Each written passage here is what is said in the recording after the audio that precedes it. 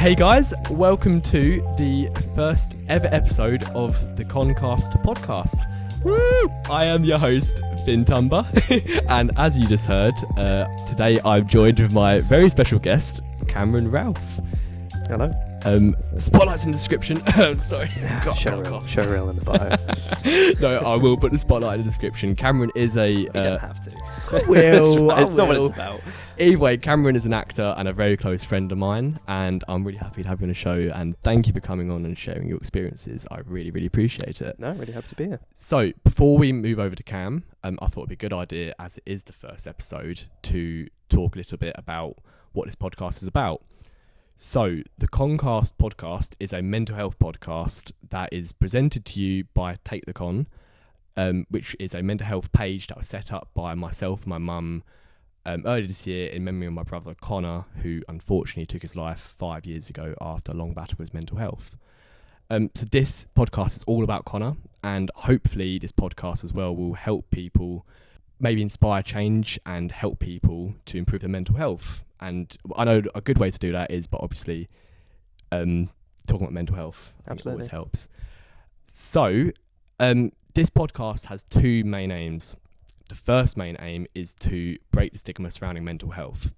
And we'll do that by encouraging people to come onto the show, which could be you, and it's Cameron in this case, to come onto the show, talk about mental health, be vulnerable, be really free and open with it, as comfortable as you can be. And hopefully we can start breaking the stigma by just having a chat, a comfortable little chat. The second main aim is to inspire change, and that for me is the most important part, and is the reason why we have this podcast, is to inspire change, try and encourage people to take control of their lives by talking about any methods and any techniques they can use to help themselves. And hopefully you come away from this podcast feeling much better about yourself, and you've got ways to deal with it as well. Unfortunately, I'll never know what Connor went through, but hopefully I know for a fact that talking about mental health and opening the bottle a little bit and releasing it, all your emotions, definitely helps. So this is what this podcast is about. It'll be once a week, so please come on, get the guests in. We need as many people as we can. We'll be releasing every Sunday at 7 p.m. So there's enough of me chatting. We'll move straight over to Cameron. So yeah, Cam, how are you feeling? Yeah, I'm feeling all good. I'm feeling very good. Fantastic. Happy to be here. Do you want to talk a little bit about yourself then? Yeah. So for anyone who doesn't know who I am, my name's Cameron Ralph, and I'm an actor. And thanks, Finn. A lot of what I probably will be talking about today is, involved in the creative industry and the mental health side of things that can bring on. It can be quite a stressful space in your head sometimes in this industry. So a lot of it will be talking about that side of things, but also me from a general standpoint. So something that a lot of people don't know about me is that I'm actually an incredibly anxious person. Back when I was doing stage things, it's going to sound really vain now, about my not performing. So I've had like a couple of people come to see me, and they've come away and gone, "Oh my God, that was like a different person up there," because they know, how I'm anxious in person and not exactly an extrovert, I'd say. And I'm just like, well, that's because it wasn't me. It was a different person. Which sounds really like, oh, when you say it like that, but it is very true. It is, you kind of escape from yourself a little bit because you put your mind in someone else's. Yeah, 100%. head. I get that. Yeah. But in general, I'm very, very anxious person. No one would really notice that about you as you go around. No, it's interesting, and that's something that I would talk about in terms of, I was going to say masking then, but it's not masking, it's just kind of dealing with it. Because, there's always that thing where someone says about anxiety, like, oh, just don't be anxious. Yeah, it's classic, yeah. You can't do that, but there obviously are ways that you can ease it a little bit. Yeah, 1,000,000%. In a way. There's always ways. So with your anxiety, as you mentioned, did it affect you much when you were younger, like even in your childhood? It did, and that's the interesting thing actually, because I don't know if you feel the same way, but when we was younger, I don't think there was much talk about it.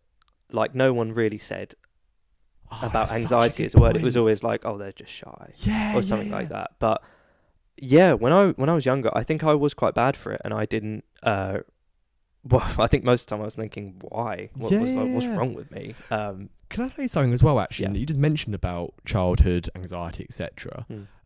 Social media as well, and I know that's quite a big topic, and maybe it's one for another episode completely. But I feel like even when I was younger and when I had Facebook, you get it when you're like 11, don't you? Not meant to. No, you're not. No, we don't condone this. But more in the respect that obviously there was nothing about mental health then at all. No, I did not hear anything anywhere about mental health. It was all funny videos and memes, etc. But there's nothing there really. So you can't think to yourself, is it normal to feel like this? No, and I mean, if we'd done an internet search back then, maybe, I don't know, we might have found something. I do wonder, I don't think the information was there, because it's something. I mean, now you are taught about it, and we probably should have been being taught about it then. But when I was in school, something I always remember is when the register was being called. For some reason, I don't know why, I just got anxious about, like, because obviously you had to say, I'm here, or whatever. And it was speaking in front of a class. And for some reason, it just, like, I don't know, I just went really red. Like, I like blushed in the face when I did it. I was like, oh, here. And it sounds really silly saying that, but it became a thing after that. And that's not me scolding anyone in school that found it funny, because it's just school. But every time it happened, I think because it became a thing, I actually got a lot more anxious about it, because I know people were looking around like, oh, is he turning red? Kind of because you were like made it a big deal in your head.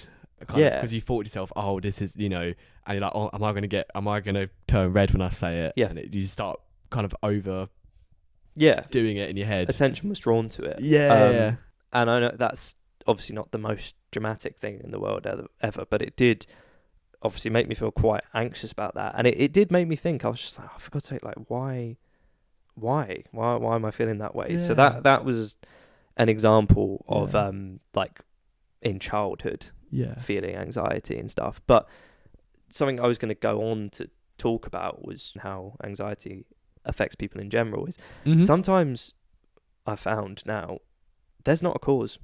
Sometimes you will just have a spell that just you're anxious and you don't know why, and it's annoying because you don't know why. There's no reason, but you can just feel anxious. Can I cut it out? Is there something then? And you hear people say, oh, maybe it's sleep, which it could be diet. A lot of people say that, but sometimes I agree with you completely. Sometimes it's like your brain is wired that way. However, we do know that even with causes, there are ways that you can kind of mitigate anxiety, which I'm a strong believer in.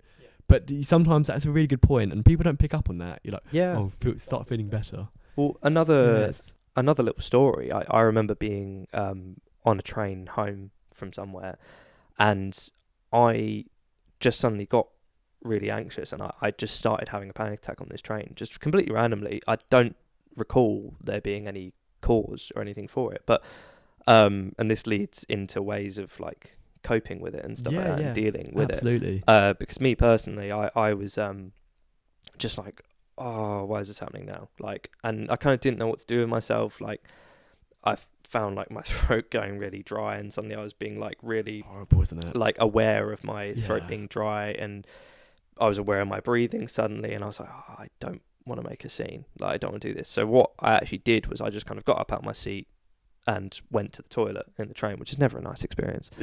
That's the last place you want to go. But I went there and I just kind of did some breathing, which did help to some extent. It was not a miracle cure, but it just kind of gave me a private space to like kind of help calm myself down a little bit and focus on breathing.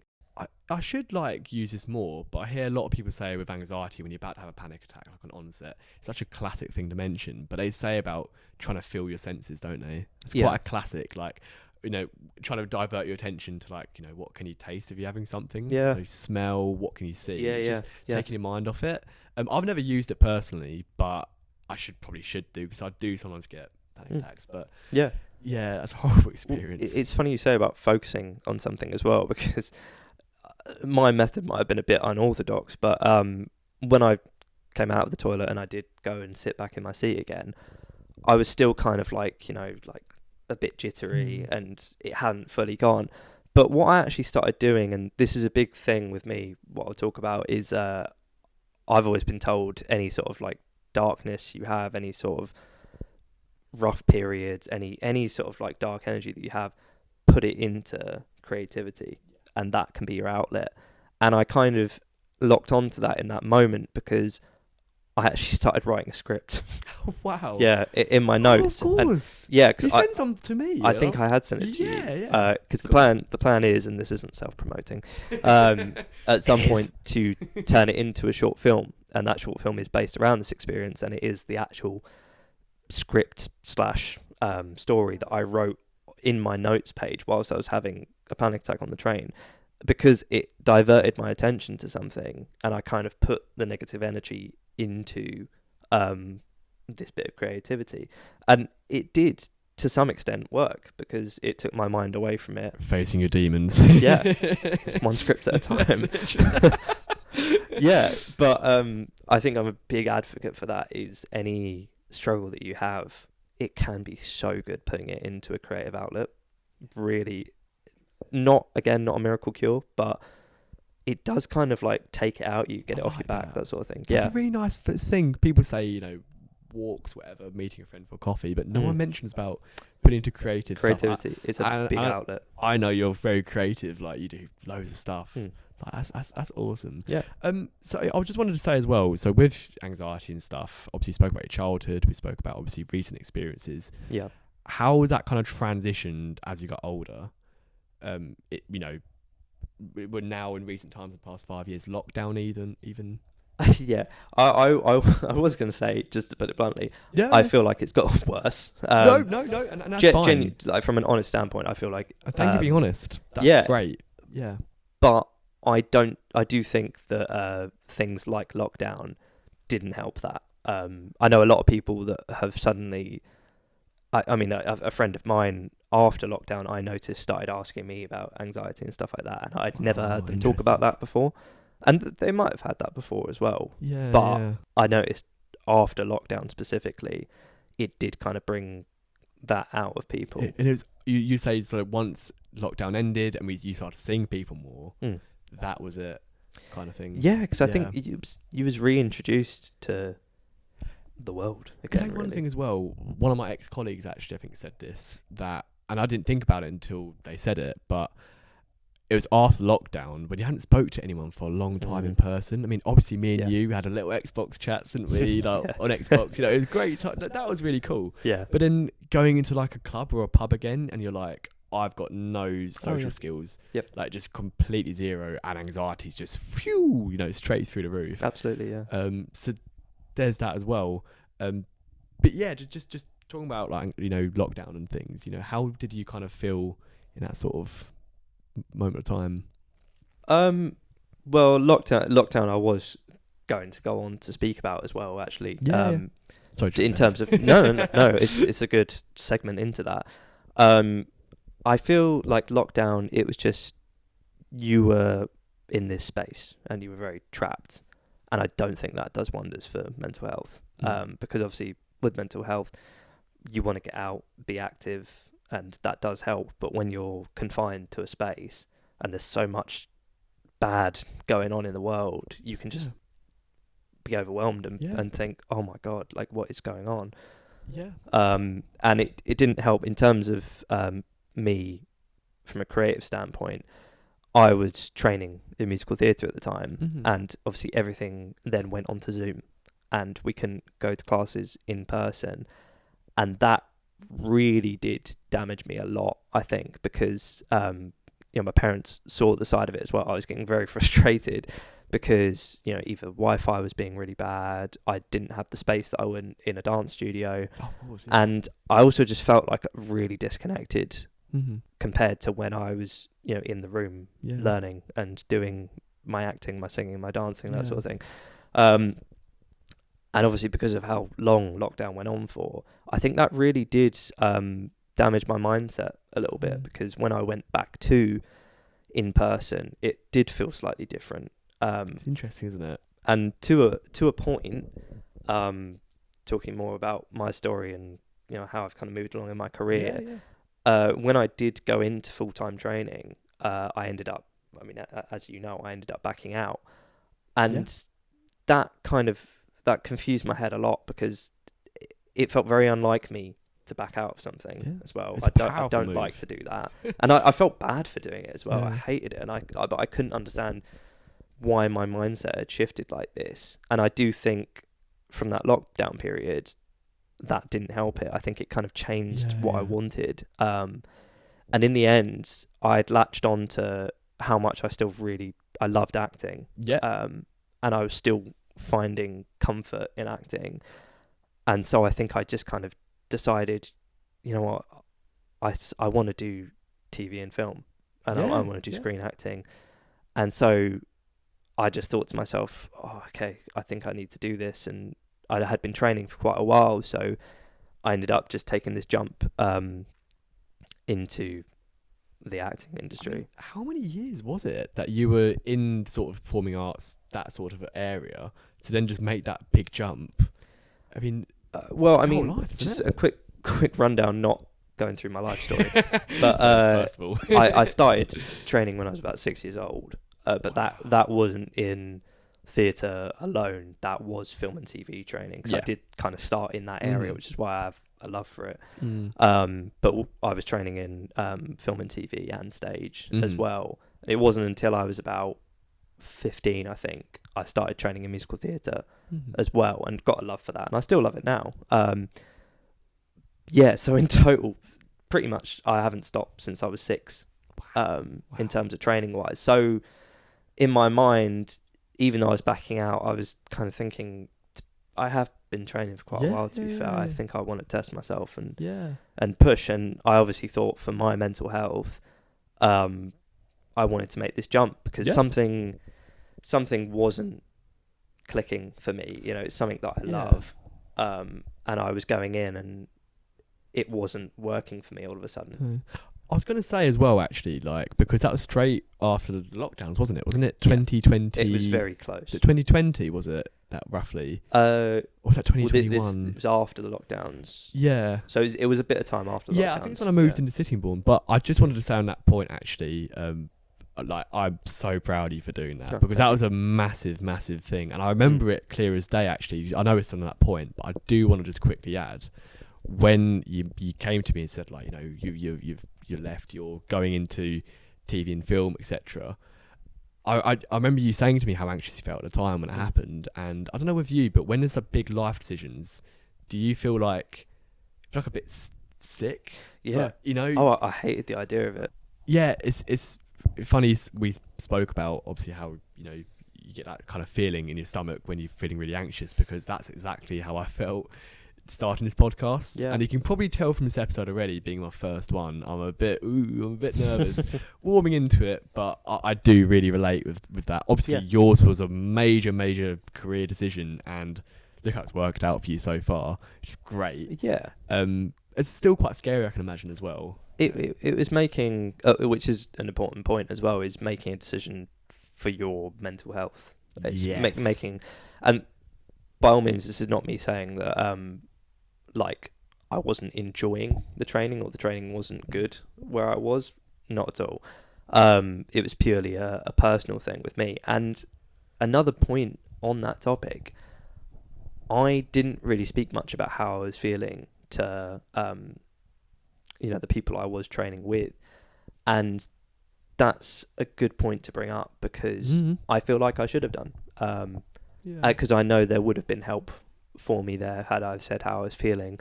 And you never know, it could have helped me carry on.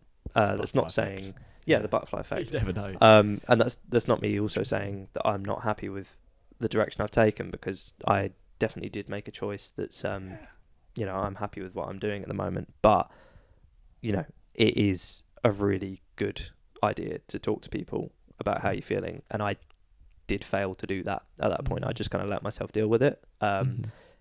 Not a good idea, because it spins around your head a lot. So exactly that. And obviously you made that decision, you've gone into film and TV, and obviously I don't know what things I can talk about I don't know if there's things you're not allowed to announce yet, but I'm gonna say there's some really cool stuff happening with Cam. He's been on some really like wicked productions, and so sorry. Nice, yeah, nice one.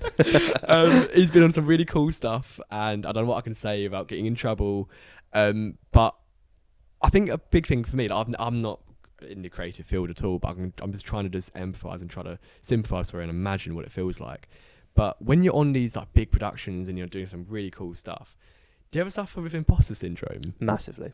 Yeah. That clear oh as my day. God. Yeah. I mean, yeah, because it's interesting. Like when you see me post about things that I do at the moment, there's always a little voice, because obviously I'm not Brad Pitt. I'm not, I'm not that level. I'm doing whatever I can and whatever I can get. Doing very good. Yeah. Whatever will take me. Please. No. But yeah, when you post about some of these things, you can think like, oh, like, I don't want to seem like I'm bigging this up, like making it bigger than it is, or, promoting myself. But that, it does happen so easily. Even I remember being on a set at one point, and I can't remember if it was maybe a bit of a stressful day, like we was a bit constricted time wise, so there was a bit of stress, vibe in the room. And I remember sitting there and I was thinking about what I had to do and what was going on in this scene, and I remember in my head going, I don't think I can do this. And again, Wow. this is after I've left the training and I've gone full on into stuff, and I was thinking, don't start thinking that now. Not while I'm you've dropped out of that and you've gone into this. Don't start. No, what are you thinking? And it's a good example, really, because after that moment, I was absolutely fine. And it was a prime example of imposter syndrome, because I just suddenly randomly started doubting myself for no reason. If I just link back as well, it's a really good point we just said. If I can just link back to what you said earlier about having anxiety and you use your creative side as a little outlet to ease your anxiety. Yeah. I hope you don't mind me mentioning this, but I remember maybe a few months ago, maybe a year ago, and I loved it. You just texted me one night and you're like, hey Finn, just wrote these lyrics out, suffering with imposter syndrome badly. I've just remembered, because I thought in the back of my head I remember you mentioning about imposter syndrome, and I can't remember the lyrics, but you just kind of put it all out onto paper. It's almost like journaling, isn't it? Writing pretty much lyrics. It's kind of like you're getting your thoughts out on I just want to say it is really great, and that's another coping mechanism I was going to talk about, because again, for anyone that doesn't know me, I like to play guitar and sing as well, and a lot of the stuff, like my own stuff that I have wrote, is that? I'm not going to get all grammatical now. Yeah. We're not here for that. No. A lot of the stuff that I've done has been me, maybe when I've been in a bit of a dark place or just a down moment, and I've just decided, right, I need to do, like I said, putting your darkness into something creative. So yeah, a lot of those things I would just write down, and it really sometimes I'll admit, it doesn't not going to fully help you out, but it really does. Kind of doing something like that is satisfying. 100%. It's like having a hobby. Well, it is a hobby, I guess. Sometimes for anxiety as well, it's not only is it trying to make it easier and better, making the symptoms easier, but it's also like distracting your brain, I think, from it slightly as well. So by doing an outlet, like, even gaming, I know we both like to game, don't we? Like just playing or something, it just takes your mind off things as well. So that's a really good outlet as well, and I highly recommend it. Bit of Minecraft. Oh, we love a bit of Minecraft. Minecraft for the boys on a Friday night. Just build a house, man. We're so Fix cool. Your problems. We're so cool. Yeah, exactly that. Yeah. So with your kind of career and the industry you're in as well, I was thinking about this the other day when you told me you were going to come on, and I just thought it might be something. Do you ever suffer with body dysmorphia at all? Yeah, I think within the work and also out of it, I think I've always been a bit, or had a bit of a struggle with body dysmorphia. Yeah, I can imagine, yeah. No, I wouldn't say to an extreme level, but for quite a long period of time, I've never really been that comfortable, like, taking my shirt off. like around people. Oh, really? Maybe Right, people right. that I know or I've got comfortable with, I don't think about it as much, but Yeah. I've never really been that keen on my body, Really? which is, it's crazy really, because there's nothing wrong. There's nothing wrong with it, but it is perfectly normal as well. I think a lot of Yeah. people can relate when you say that. I think Yeah. body dysmorphia is one of those things of mental health that it's kind of unspoken about, Yeah. I'd say. But especially if your industry, I don't know whether it's ever been a problem or you've made it a problem from yourself. Well, not yet. Not yet, which is good. No. I mean, like, when I've had to get changed before, like, around other people, and like costume fittings as well. Oh, of course, There's always, someone there with it. Obviously, Yeah. give you privacy if you need it, but when you're having to take stuff on and off and get measurements, you just kind of get on with it with the person there. And I've never kicked up a fuss about that, but sometimes you do feel yourself being a bit like, Get your shoulders which out. no reason to do that. I would say now that I've started, well, because we've been to the gym together a couple of times now. Yeah, you're killing it as well. I'm Yeah. gonna add, Cameron is killing it. It's like honestly, he loves a chest day or leg day. Loves the strong one. No, I don't like a leg day. This isn't me a neither. gym. This is not a gym podcast.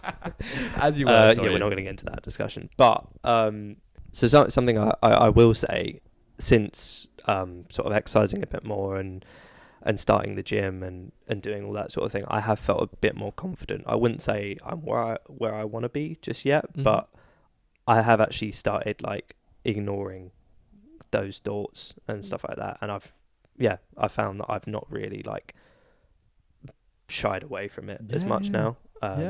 So just being active and stuff has definitely helped. What's gym been like with your mental health as well? Not only is it changing yourself, but do you feel better mentally by going? Yeah, I do think going is something that helps quite a lot, and there's a lot of times where like I've really not been in the mindset to go to the gym, and then I've gone and come away and exercise Exercise. Exercise, as someone once said, exercise gives you endorphins, and endorphins make you happy. Yes, endorphins are good. They make you happy. Stirring to my musical slightly. Yeah, it does. It honestly does. It's great. Exercise is probably the best outlet for mental health for me personally. It's so good. Yeah, it makes a run especially. Running is really good if you can. It's easy said than done. Yeah. but yeah, that's really good. So yeah, I would say in terms of body dysmorphia, that's helped me out a little bit, but it's still definitely quite a thing. And I think for a lot of people as well, 100%. You look back on like your body from, I don't know, like when you was 19 or 18 or something, and you think, oh wow, I was actually, I like the way I looked then. But at the time, you were probably thinking, oh, I want to look different. Yeah. So you really have to keep that in mind as well, and think, in 5 years' time, 10 years' time, will I look back on how I am now and be like, oh, I really liked how I looked then, actually. Why did I not like that? The camera roll was a dangerous place. It must be left. The more you look at it, the more you go, oh, no. Yeah. But yeah, I'm really glad that, obviously, you're dealing with it. Obviously, sometimes it's hard. I mean, I think we all deal with body dysphoria a little bit. Yeah. I think a lot of people can relate, and I'm really happy for you that you're doing something about it, in terms of going to the gym and feeling more comfortable in your own skin. That's really important. Yeah. So, yeah, good on you. Good on you. So, one other topic that I did want to discuss regarding mental health is grief. For anyone that doesn't know, sadly, I lost my mum about coming up to 3 months now. So it's very, very fresh talking about this, absolutely. But I wanted to speak about it just because, for anybody that is going through it as well, there's a lot of mental health regarding grief. In terms of my experience personally, it's a bit of a minefield, really. I know the tendency is to kind of lock yourself away slightly. So I know in like the opening, week or days or whatever, I didn't want to get up. Yeah. Definitely didn't want to get up. But one thing that I was very glad that me and Dad did was we did get up, and we got out and we was active. I think we spent every day of the week in Whitstable pretty much. I was just gonna say, yeah. And that's actually a point mentioning Whitstable.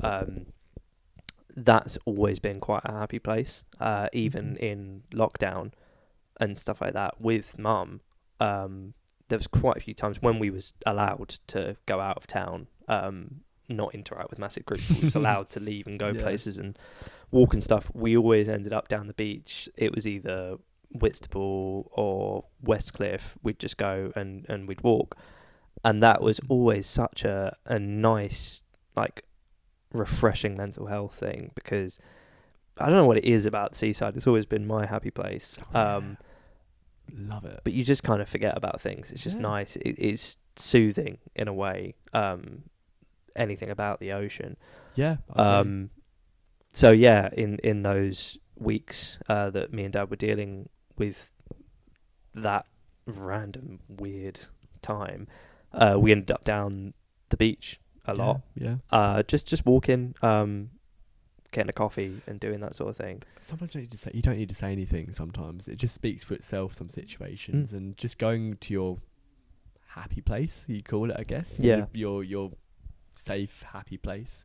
I guess I had a lot of memories there as well, obviously with your mum. Yeah. As well. Yeah. We used to go on. Don't forget Choc. Yeah, well, I was literally just about to say. Yeah, we used to go on dog walks all the time down the beach and stuff like that. So I guess it's nice that it's just carried on in that way. But 100%. yeah, I definitely wanted to bring it up because it's a huge mental health topic, grief, and something that I've found quite nice in, comfort wise, is little signs like of someone watching and stuff. White feathers has been the thing. Yeah. I know it's a lot of people have different things that they know. I was going to say, sorry, not to bring it to me at all, just trying to just share experiences, etc. Obviously, when my brother passed away, obviously, as we said, 5 years ago, butterflies is for me. White butterflies. In a lot of different cultures, butterflies are a sign of purity and just good news. But it was my aunt actually said to me about how she saw butterflies not long after my brother passed. And it was like the butterflies were in her garden, but they weren't in her neighbour's garden a few doors down. And that's just so random that there's all these butterflies, and it almost is like Connor with a butterfly who's so full of energy, and butterflies also just flutter around almost like my brother. So yeah, just a little story of that. I really do relate with the feathers. Yeah, it's little signs, isn't it? And it's really nice. And you do see it a lot as well, 100%. Which is again a nice thing. Seen white feathers a few times, even when we was at Disneyland. I don't know if you know if I told you about that. You did? No way. Yeah, we was walking away from Disneyland in the park. As we was leaving. I did not notice that. Wow. Yeah, we was leaving, and it did actually make me laugh because Tom, who we was with, started going like that, and just got a feather in my mouth, and I looked at him, and I didn't even tell him about this.